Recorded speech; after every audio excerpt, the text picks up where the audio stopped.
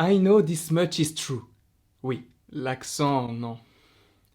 Non, mais vraiment, falloir que je parte à l'étranger pour apprendre l'anglais. Au moins, pas forcément pour le vocabulaire, mais au moins pour l'accent, quoi. Je vais donc te parler de la série que je vais appeler I Know, mais tu sais exactement de quelle série je parle, puisqu'elle est dans le titre. Je sais que ça ne va pas susciter un énorme engouement, mais j'étais obligé de vous parler de cette série qui m'a chamboulé et me changera à jamais. Si par le plus grand des hasards tu n'es pas bien dans ta peau, ou que tu es dépressif, ou vraiment que tu te sens pas bien, regarde vraiment pas cette série, parce que c'est...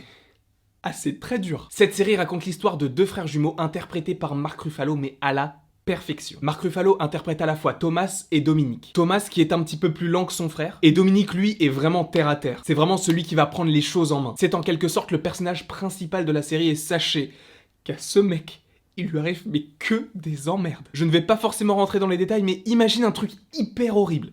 Ça lui est arrivé. Imagine une deuxième chose horrible, ça lui est arrivé le lendemain. Je te jure que si tu n'es pas bien, ne regarde pas cette série, tu vas mourir. Parce que ce que vit Dominique, c'est très très dur. Et Mark Ruffalo joue les deux personnages à la perfection. Vraiment, il joue extrêmement bien, mais il faut aussi saluer la démarche artistique, puisque c'est réellement bien tourné. Et en post-production, mais... c'est incroyable. Tu as vraiment l'impression que c'est deux personnages différents, alors que c'est la même tête. Je ne sais pas comment ils ont fait, bon, c'est leur métier, donc forcément ils sont calés sur le sujet, mais ce qu'ils ont réussi à faire, c'est extrêmement bien. Je vais vraiment être objectif par rapport à cette série, elle est extrêmement dure. La première scène du premier épisode, elle te met dans le bain. Là, si tu as envie de regarder la série mais que ça ne te dérange pas d'être spoilé par cette scène, je vais la raconter. Donc si tu ne veux pas être spoilé, quitte la vidéo tout de suite. Pour ceux qui sont toujours là, dans la première scène du premier épisode de cette mini-série, Thomas est dans une bibliothèque, il récite des cantiques religieux. Donc déjà, quand tu parles à la bibliothèque, c'est chiant, mais quand t'entends quelqu'un qui récite les paroles d'évangile, etc., c'est vrai que c'est un petit peu bizarre. Mais surtout, c'est de plus en plus fort. Et déjà, cette scène te met mal à l'aise, puisqu'il y a beaucoup de personnes qui se retournent vers lui, qui disent chut, etc., parce qu'ils veulent travailler. Et là,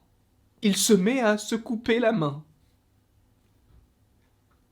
Quand tu connais pas vraiment l'histoire de la série, c'est mieux de savoir ça avant de commencer la série. Et ce qui est marrant, c'est que Mark Ruffalo joue souvent dans ce genre de programme. Des programmes inspirés de faits, comme Dark Waters, ou également comme Spotlight. Parce que j'ai regardé Spotlight juste après avoir vu I Know, et là je me suis dit, mais Mark Ruffalo joue extrêmement bien. Et pourtant dans Dark Waters, j'étais un petit peu mitigé, mais en même temps il rentre vraiment dans son personnage. Donc en soi, ça ne me posait pas de problème. Mais dans I Know, il est exceptionnel. Rien que pour l'acteur, je vous le conseille. Après, parlons un petit peu de la colorimétrie du ton de la série, c'est vraiment à l'identique par rapport à Dark Waters.